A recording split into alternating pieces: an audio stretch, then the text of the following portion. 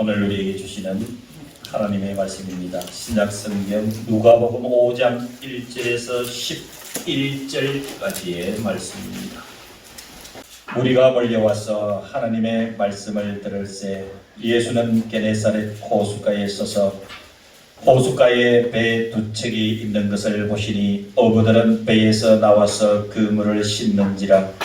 예수께서 한 배에 오르시니 그 배는 시몬의 배라. 육지에서 조금 떼기를 청하시고 앉아서 배에서 무리를 가르치시더니 말씀을 마치시고 시몬에게 이르시되 깊은 데로 가서 그물을 내려 고기를 잡아라. 시몬이 대답하여 이르되 선생님, 우리들이 밤이 새도록 수고하였으되 잡은 것이 없지만은 말씀에 의지하여 내가 그물을 내리리이다 하고, 그렇게 하니 고기를 잡은 것이 심이 많아 그물이 찢어지는지라. 이에 다른 배에 있는 동무들에게 손짓하여 와서 도와달라 하니 그들이 와서 두 배의 채움에 잠기게 되었더라. 시몬 베드로가 이를 보고 예수의 무릎 아래에 엎드려 이르되 주여, 나를 떠나소서, 나는 죄인이로소이다 하니, 이는 자기 및 자기와 함께 있는 모든 사람이 고기 잡힌 것으로 말미암아 놀라고 세베대의 아들로서 시몬의 동업자인 야고보와 요한도 놀랐습니다. 예수께서 시몬에게 이르시되 무서워하지 말라, 이제 후로는 내가 사람을 취하리라 하시니 그들이 배들을 육지에 대고 모든 것을 버려두고 예수를 따르니라. 아멘. 지금처럼 화창한 날씨에 갈릴리 호숫가에서 있었던 일을 오늘 보면은 자세하게 소개하고 있습니다.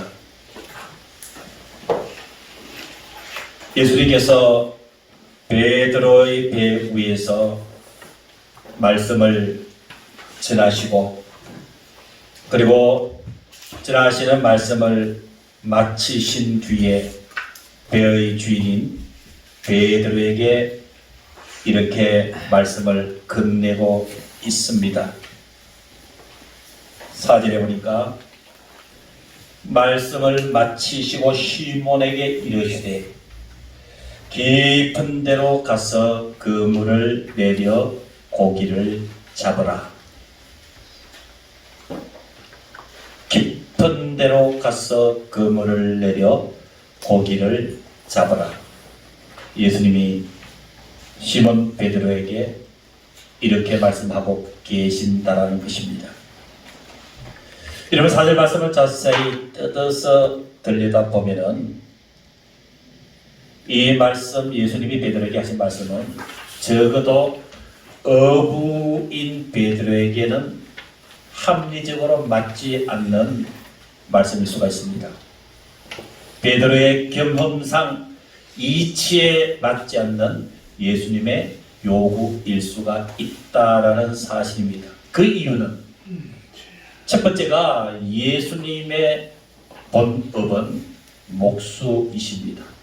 아버지 이 요셉도 목수이시고 자라던 배경도 바로 목수이셨던 것으로 보여집니다.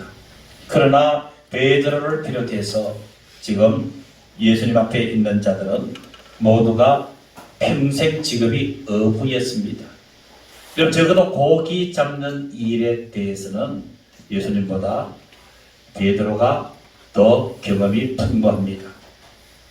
두 번째로 불합리한 사실은, 여러분, 아주 객관적인 사실이지만은 고기잡이는 특히 갈릴리 호수에서는 밤에 고기를 잡게 되어 있습니다.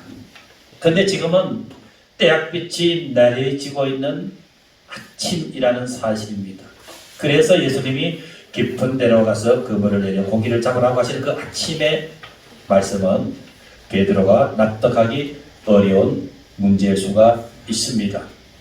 세 번째 어부인 베드로로서 납득이 될 수가 없는 사실은 그물을 깊은 데 내리라고 하시는 말씀입니다.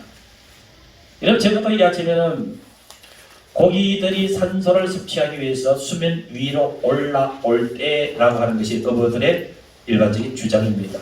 그런데 예수님은 고기들이 지금 수면으로 떠오를 그때에 반대로 깊은 데에 가서 그물을 내리라. 어부로서는 이해가 되지 않는 말씀일 수도 있습니다. 네 번째, 베드로를 당황케 하는 불합리한 일은 이미 밤새도록 고기를 잡았지만 잡지를 못해서 그물을 다시 써서 이제 다시 물고기를 잡으러 나가려고 준비하고 있는 그때였습니다. 그때 예수님이 깊은 데로 가서 그물을 내리라 라고 말씀합니다. 이런 간단하게 네 가지로 들은 이 불합리성을 다 알고 있을 시몬 베드로가 거부할 수도 있었습니다. 적어도 속으로나마 주님, 제 생각에는 제 일평생 동안 갈릴리 바닷가에서 어부로서 종사했던 제 생각으로는 주님께서 말씀하시는 것이 타당치를 않습니다라고 이런 마음속으로 또 의문을 제기할 수 있고 더 적극적이라면 주님 앞에 거부할 수도 있었습니다. 그런데 베드로는 지금 어떻게 하고 있습니까? 이런 성경 5절로 같이 함께 보시기를 바랍니다. 깊은 데로 가서 그물을 내려 고기를 잡으라고 말씀하시는 주님 앞에서 시몬이 이렇게 반응을 합니다. 5절, 시몬이 대답하여 이르되 선생님, 우리들이 밤이 새도록 수고하였으되 잡은 것이 없지만은 말씀에 의지하여 내가 그물을 내리리다 하고 라고 말씀을 하고 있습니다. 아멘. 그래서 6절에 보면은 그렇게 하니 여러분 오늘 주문을 보십시오. 말씀의 제목이 뭐예요? 그렇게 하니. 이게 핵심 의미입니다. 그렇게 하니 누가 무엇을 어떻게 했다는 얘기예요. 누가? 베드로가. 예수님이 상식 밖의 요구인 깊은 데로 가서 그물을 내려 고기를 잡으라 하는 그 말씀에 대해서 내가 말씀에 의지하여 그물을 내리겠습니다라고 한 그렇게 한 그것. 고기를 잡은 것이 힘이 많아 그물이 찢어지는지라. 자기 상식과 자기 경험과 자기 생각으로는 도저히 이해가 되지 않지만 예수님이 그렇게 하라고 하셨기 때문에 그렇게 순종하였더니 웬걸 고기를 잡은 것이 힘이 많아 그물이 찢어지는지라. 7절에 보니까 이에 다른 배에 있는 동무들에게 손짓하여 와서 도와달라 하니 그들이 와서 두 배에 채움에 잠기게 되었더라.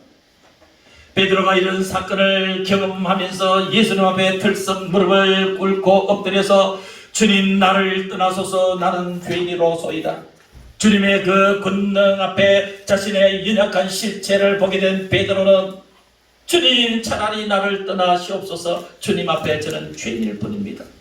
사랑하는 성도 여러분, 이것이 은혜인 줄로 믿습니다. 네. 주님을 깊이 만날 때는 여러분 기쁨도 있고 즐거움도 있고 은혜도 있지만 은혜 중에 은혜는 주님, 제가 죄인입니다. 죄인인 나를 주님께서 이렇게 잡아주시니 주님, 차라리 나를 떠나소서, 내가 죄인입니다. 이것이 은혜인 줄로 믿습니다. 네.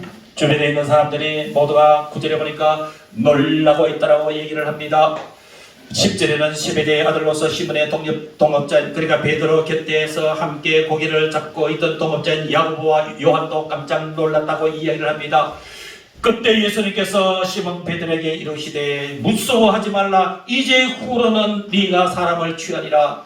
마태복음에서는 네가 고기를 잡는 어부였지만 이제는 사람을 낚는 어부가 되게 해 주시리라고 말씀해 주셨습니다. 아멘.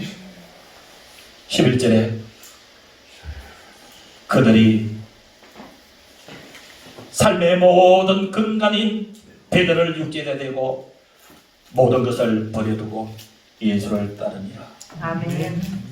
예수님의 제자로서의 삶의 시작을 이야기를 해주고 있습니다. 사랑하는 성도 여러분, 오늘 읽어드린 누가복음 5장 1절에서 11절의 핵심 어휘는 6절에 그렇게 하니 라는 표현입니다. 그래서 오늘 본문의 제목도 그렇게 하니입니다. 여러분, 그렇게 하니 이게 무슨 뜻일까요? 이런 6절에서 그렇게 하니라고 하는 이 어휘의 의미는 무엇일까요?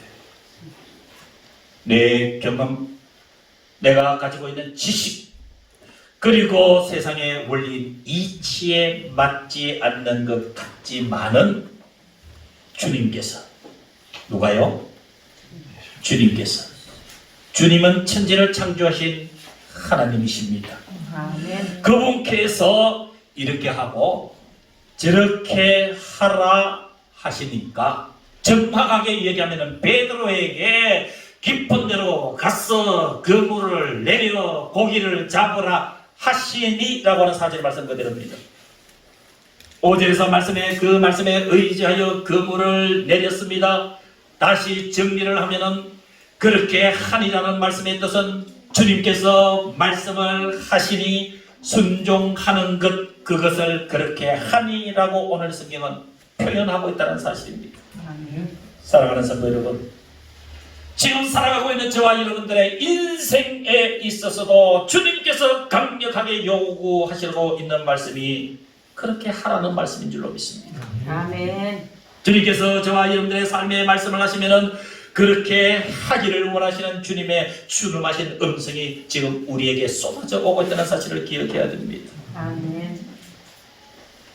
이제 주님께서 말씀하시는 지시, 베드로에게 깊은 데로 가서 그물을 던져라라고 하신 그러한 의미의 말씀이 여러분 성경에 수많은 곳에 절대성을 가지고 신뢰성을 가지고 거론하고 있는 부분들이 너무도 많습니다. 다시 말씀을 드리면은 하나님께서 하나님의 백성들을 향해서 오늘 예수님께서 베드로에게 말씀하셨던 것처럼 깊은 데로 가서 그물을 내려 고기를 잡아라 라고 하는 뜻은 다르지만은 의미상 비슷한 말씀들을 이런 이스라엘 역사 속에서 너무도 많이 표현하고 있는 내용들이 나옵니다. 그래서 주님께서 말씀하시면은 그렇게 하니 놀라운 결과가 생겨서 문제가 해결되고 그것이 기쁨의 근원이 되는 생명력이 되는 사건들을 여러분들에게 이제 몇 가지를 소개해 드리려고 합니다. 사랑하는 성도 여러분,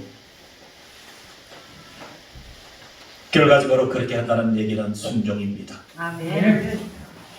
순종을 이야기를 할 때 빼놓고 얘기할 수 없는 사람이 있습니다. 그 사람은 열왕기하 5장에서 소개하고 있는 아람의 군대 장관 나아만입니다. 여러분 잘 아시다시피 군대 장관이라고 하면 높은 지위에 있는 사람입니다. 그가 몹쓸병에 걸렸습니다. 이런 그 몹쓸병의 병명은 무엇이었던가요? 문둥병이었습니다. 많은 사람과 조직 앞에서 버림을 받을 수밖에 없고 소외될 수밖에 없는 하나님께서 죄의 결과라고까지 지적했던 그 문둥병이 걸린 사람이 바로 아람 나라의 군대 장관 나아만이었습니다. 다급했습니다.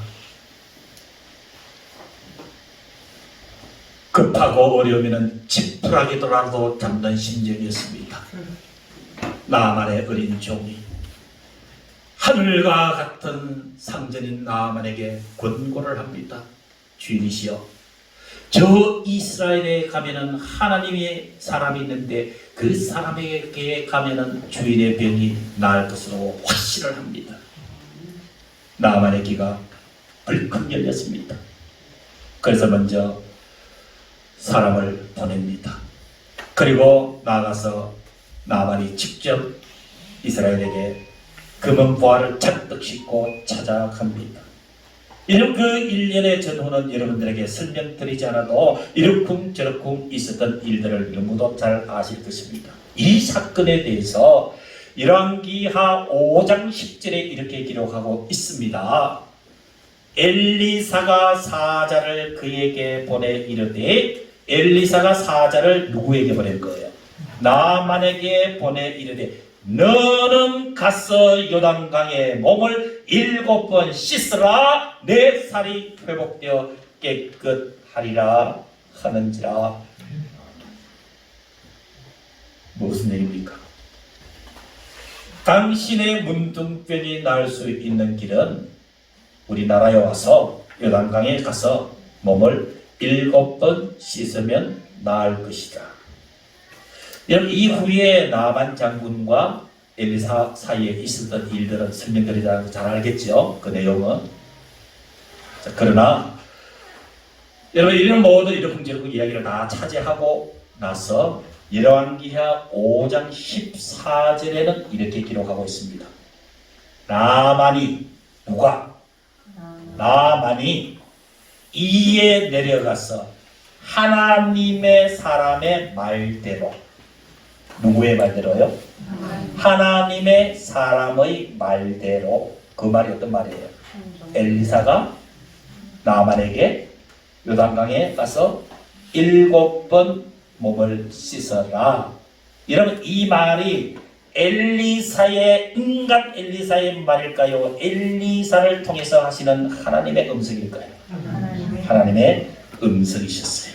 그래서 나만이 열왕기하 5장 14절 하반절에 요단강에 7번 몸을 담그니 그의 살이 어린 아이의 살같이 회복되어 깨끗하게 되었더라.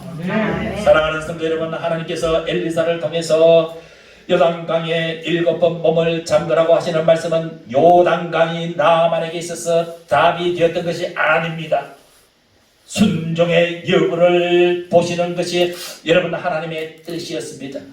요단강이면 어떻고 어느 강이면 어떠냐, 그 하나님께서 지시하는 그 말씀에 순종하느냐 안 하느냐, 이것이 문제지 요단강 자체가 문제의 답은 아니었다는 사실입니다.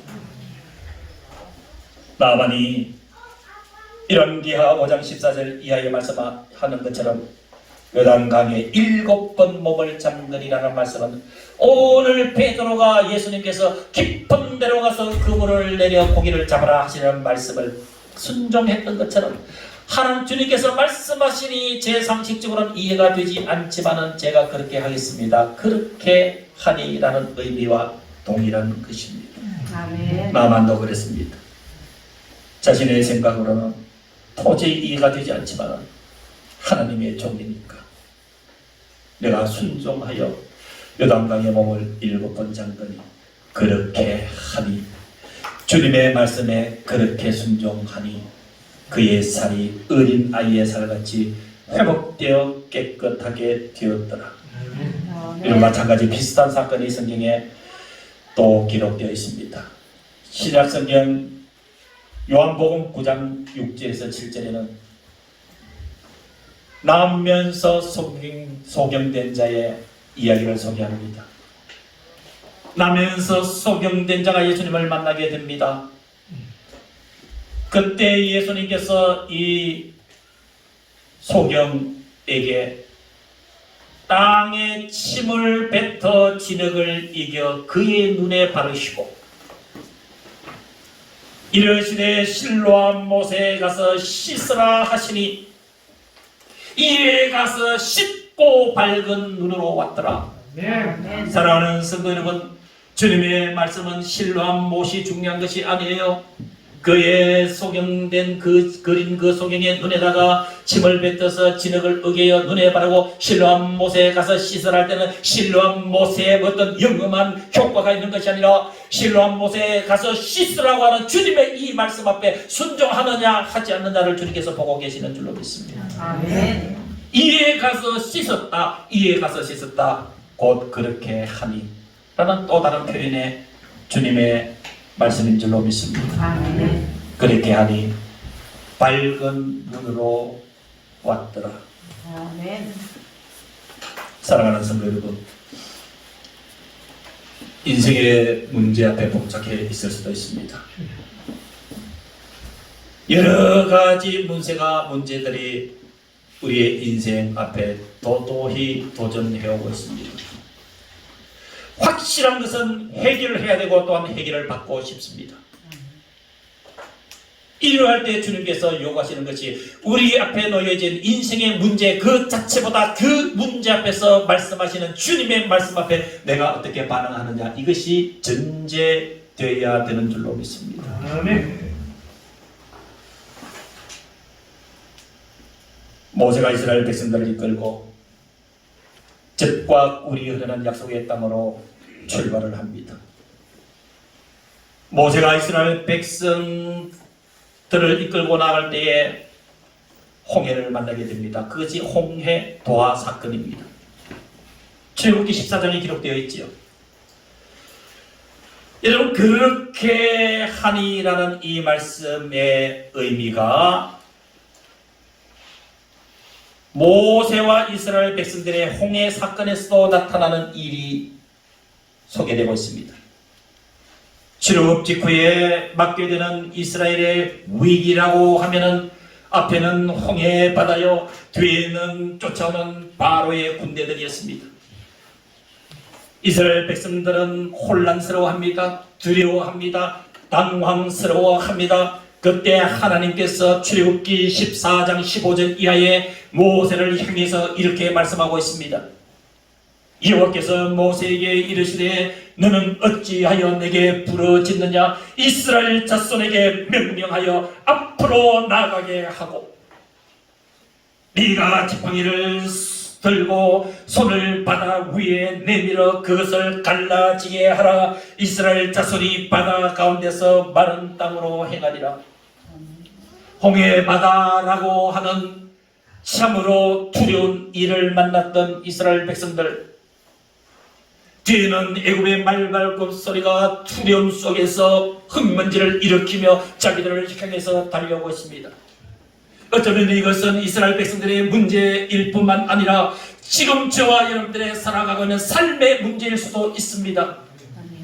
이럴 때에 어김없이 하나님은 하나님의 살아가는 그 백성들을 향해서 분명하게 그 문제를 해결할 말씀을 해주고 계십니다. 아멘. 이스라엘 백성들에게도 말씀해 주셨고 나만 장군에게도 말씀해 주셨고 나면서부터 이 장인된 사람에게도 주님은 분명하게 살 수 있는 길, 해결될 수 있는 길을 말씀해 주셨습니다. 오늘 이스라엘 백성들에게도 하나님께서 모세에게 말씀해 주고 있습니다. 어떤 말씀해 줍니까? 두려워하지 말고 그 홍해 바다가 가로막고 있으면 손을 바다 위로 내밀어서 그것을 갈라지게 하라고 했습니다. 홍해 앞에 이르렀습니다. 모세가 하나님께서 말씀하신 대로 그대로 하여 출애굽기 14장 21절을 잘 들어보시기를 바랍니다. 모세가 하나님의 말씀 앞에 그대로 했나 하지 않았나 여러분 들으시고 확인하시고 여러분들의 삶을 점검하시기를 주의 이름으로 축원합니다. 출애굽기 14장 21절에 모세가 바다 위로 손을 내밀어 여호와께서 큰 동풍이 밤이 새도록 바닷물을 물러가게 하시니 모세가 하나님께서 지시하신 대로 그대로 하였다라고 얘기를 하고 있는 표현이 모세가 바다 위로 손을 내밀매 누가 여러분 이 바다 위로 손을 내밀으라고 하셨습니까? 누가 이 홍해 바다를 갈라버리라고 말씀하셨습니까? 그분이 인간이었습니까? 사람이었습니까? 물질이었습니까? 철학이었습니까? 명예였습니까? 권력이었습니까? 아닙니다. 하나님께서 말씀해 주셨습니다. 모세가 그렇게 하여 밤에 밤새도록 하나님께서 동풍을 일으키셔서 바닷물을 좌우로 물러가게 하시니 물이 갈라져 바다가 마른 땅같이 되니라.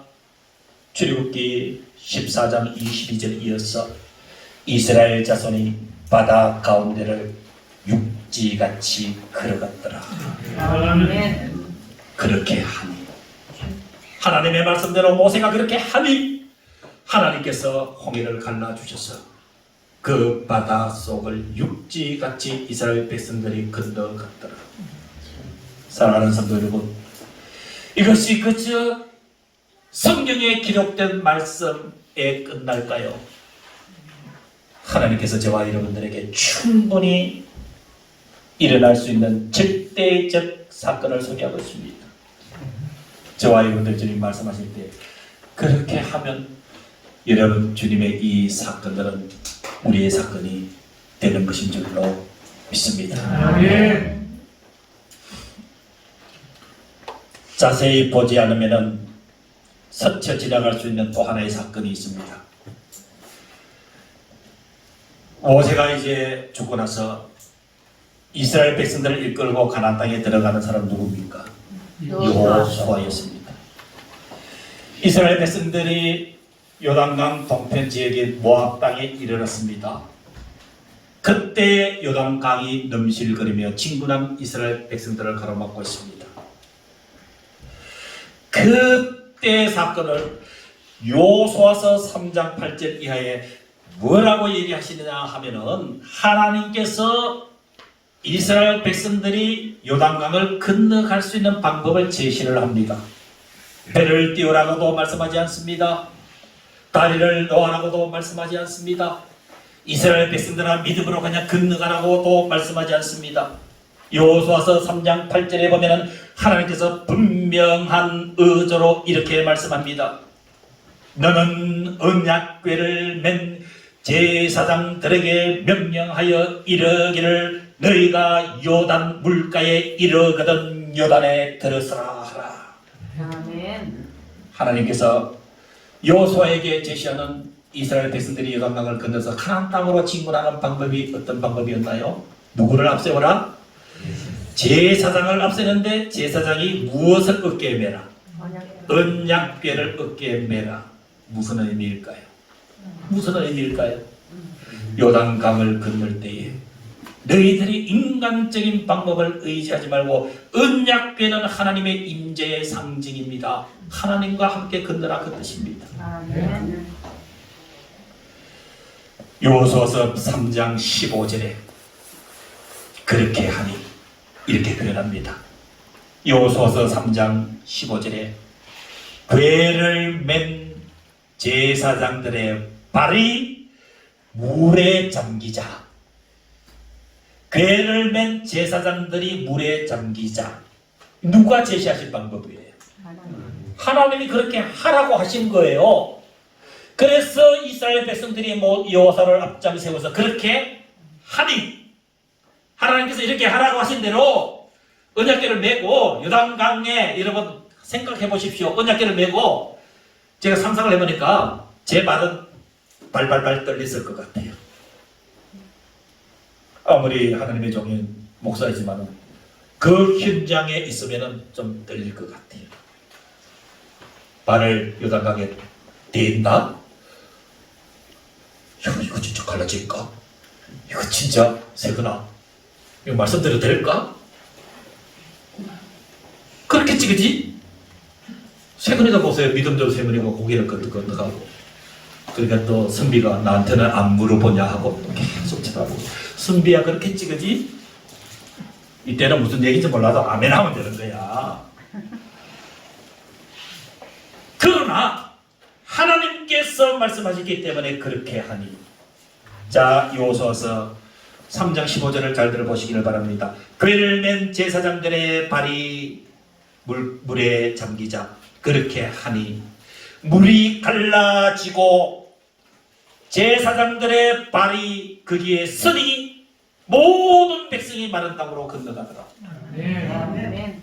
하나님께서 시키신 대로 그렇게 하니 요단강에 물이 갈라져 있어서 제사장들이 거기 서 있는 거예요. 이렇게 제사장들이 건너가면 물이 다 합쳐지니까 서 있는 거예요. 서 있으면서 이스라엘 백성들에게 빨리 지나가시오. 빨리 지나가시오. 빨리 지나가시오. 그렇게 하니 그런 결과가 나왔더라. 아멘. 오늘 말씀의 결론을 내리겠습니다.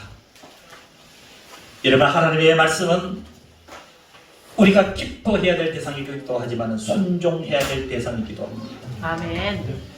여러분, 하나님의 말씀을 순종하지 않으면 여러분 그 말씀의 역사는 내 삶에 일어나지 않습니다. 이게 분명한 하나님께서 성경에 밝혀두시는 이야기입니다. 아멘.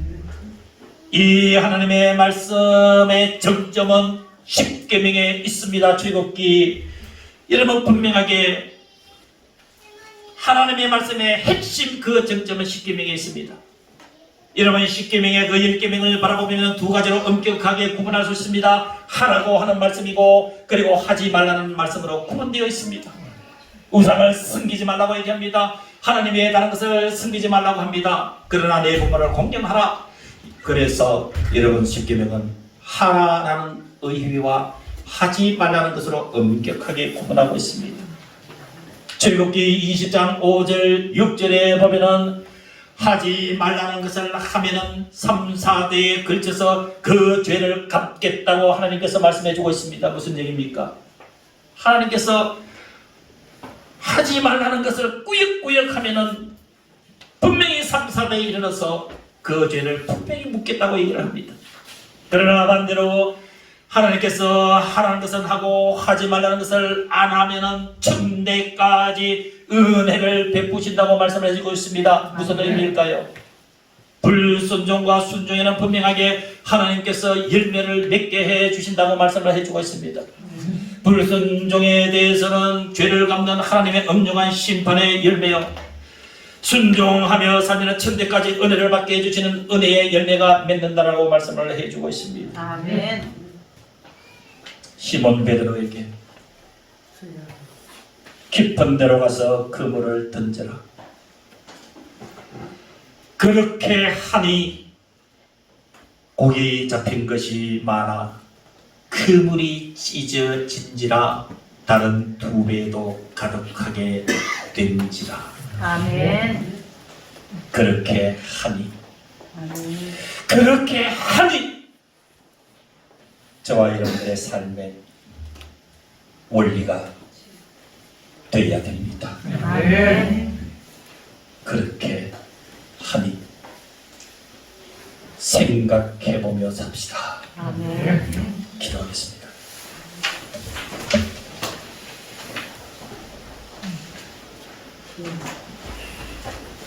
고기잡이의 전문가였던 베드로 앞에 도저히 납득되지 않는 논리를 가지고 주님은 깊은 데로 가서 그물을 내려 고기를 잡으라 말씀하고 계십니다. 베드로는 이렇게 대답했지요. 주님, 우리들이 밤이 새도록 수고하였을 때 잡은 것이 없지만 말씀에 의지하여 그물을 내리겠습니다. 아멘. 그렇게 하니, 그렇게 하니 아멘. 고기를 잡은 것이 힘이 많아 그물이 찢어지는지라. 아멘. 이것이 우리의 삶의 원리가 되게 하옵소서. 아멘. 그렇게 하니라고 순종하는 우리의 삶이 우리의 삶의 근본이 되게 하옵소서. 아멘. 예수님의 이름으로 기도하옵나이다. 아멘. 이제는 우리 구주 예수 그리스도의 대화, 하나님 아버지의 크신 그 사랑하심과 성령 하나님의 교통하심의 역사가 예배를 드리고 이제 각기 삶의 자리로 나아가는 사랑하는 모든 성도들과 우리와 함께하지 못한 모든 성도들 머리 위에 이들의 심령과 이들의 영혼과 이들의 생명과 이들의 가정 속에 주님의 교회 위에 그리고 이 나라 이 민족 위에 이제부터 영원까지 함께하여 주시기를 간절히 축원하옵나이다. 아멘.